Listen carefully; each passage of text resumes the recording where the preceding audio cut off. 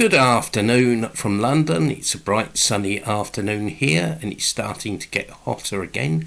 And hello from me, Dr. Dermot Hudson, the chairman of the British Group for the Study of the Juche Idea, chairman of the Korean Friendship Association of the UK, an official delegate of KFA for the UK, and president of the Association for the Study of Songun Politics. Now this afternoon I'm going to give a short talk on the subject, what about inflation in people's Korea? And of course this is very topical indeed. Rising prices and inflation is a hot topic in the UK and other Western countries. Inflation in the UK has reached 11%. It's probably higher. Everyone is talking about the cost of living crisis. The other day, the price of a Cornish pasty in Lidl went up from 85 pence to 99 pence, an increase of 16%. A meat pie went up in price from £1.15 to £1.19 and then to £1.25, a rise of 8%. Energy prices will go up again in August, and I saw a report recently saying that there's a drought, the price of potatoes are going up, and I couldn't help thinking any old excuse to jack the prices up and shaft the proletariat. And I'm sure everyone's asking, when is it all going to end, and why does no one in authority seem to care about it? And it's a fact that they could stop inflation tomorrow at the stroke of a pen by freezing prices and introducing price controls. But anyway, that's a different matter, a bit outside the remit of this video. People's Korea, guided by the great Juche Idea, is well known as a land of low prices. A metro ticket is equivalent of roughly 3 pence, and the price has remained unchanged since at least 2012 or even before. And in fact, I actually visited the DPRK in the 90s, and in those days a ticket on the Pyongyang metro was about the equivalent of 3 pence in English money. So in fact the fares haven't really changed at all since about 1993. But compare this to TfL fares, which go up all the time and which are about 100 times higher than in the DPRK. A bottle of Taedonggang beer roughly costs about 68p per litre in the hotel shop, and is probably much cheaper in local shops. In fact, in the DPRK, people will actually get a free monthly beer ration. President Kim Il-sung once said, "You ask me if we in Korea too are affected by the capitalist economic crisis.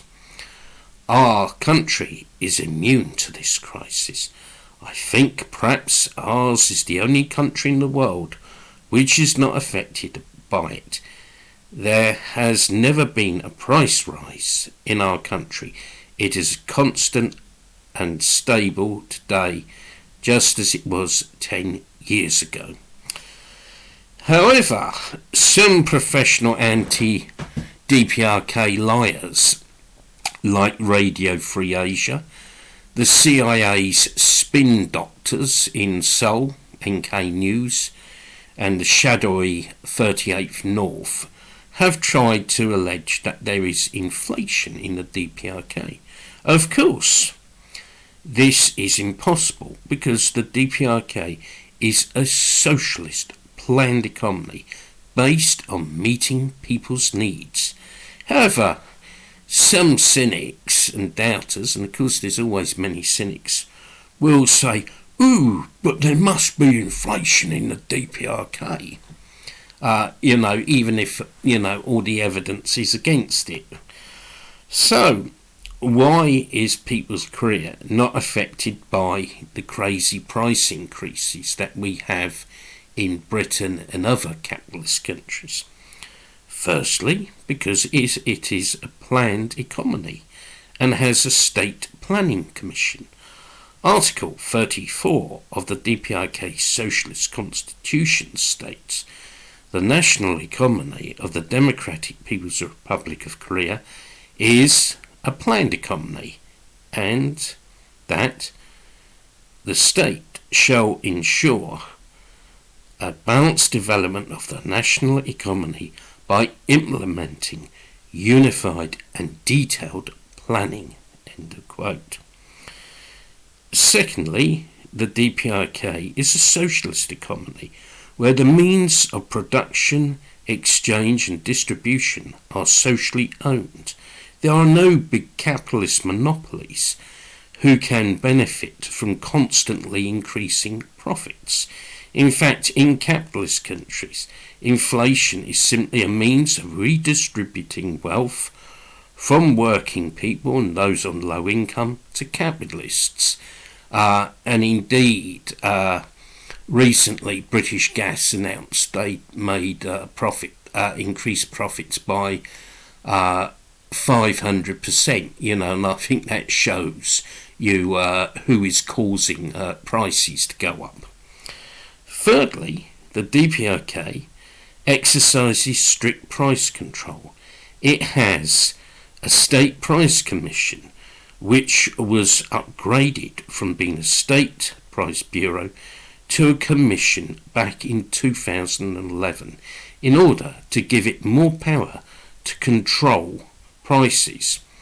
Even hostile sources such as the Korea Data and History Initiative of the US Johns Hopkins University, which is actually a very reactionary place, were compelled to concede, and I quote, the State Price Commission is the administrative body tasked with determining the price of all goods and services in North Korea, end of quote. Now, it's being pointed out to me that statement is actually a slight exaggeration, that not all prices are sort of regulated in the DPRK, but the majority of them are, and basic goods necessary for people's lives have their prices fixed and strictly controlled. In his famous 1969 essay on some theoretical problems of the socialist economy, President Kim Il-sung said as follows: further, low prices should be assigned to the mass consumption goods when the prices are fixed. It is a matter of course, as I've mentioned above, that values of commodities should be taken into account in assessing their prices, but this by no means signifies that the price of a commodity cannot be deviated from its value. The party and state of the working class should assign low prices to the mass consumption goods by actively deviating the prices of commodities from their values. That is to say, rice, cloths, footwear, mosquito nets, thread, matches and school things and other goods are indispensable.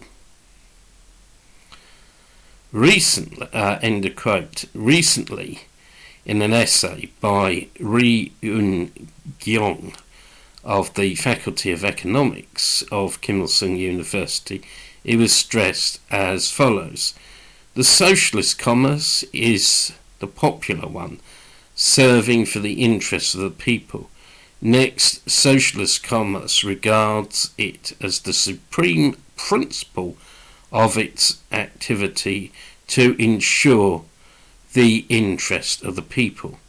From such principle, the socialist commerce controls its activity legally and does not allow any element of infringing upon the interest of the people.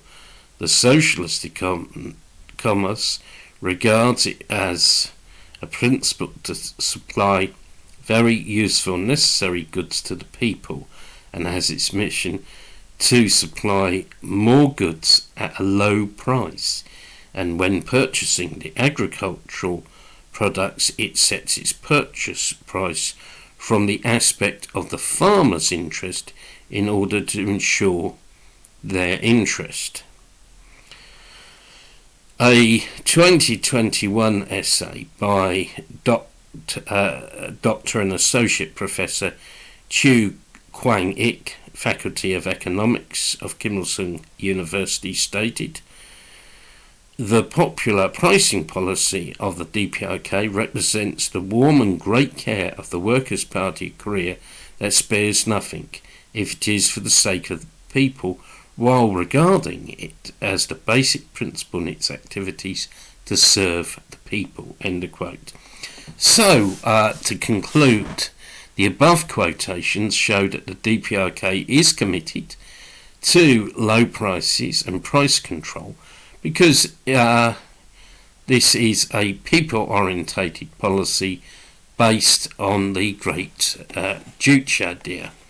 And that is why we must defend people's Korea with no ifs and buts and continually spread the truth about people's Korea.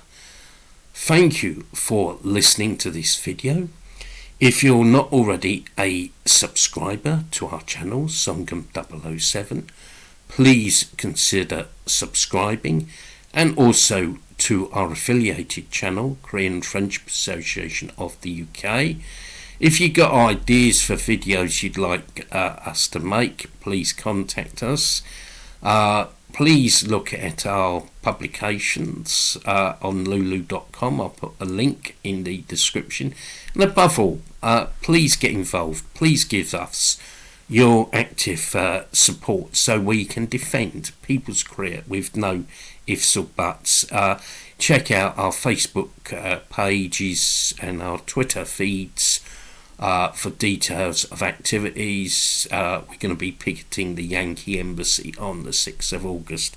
Hope you'll be able to come to that. Anyway, I wish everybody a good day and see you again soon. Goodbye.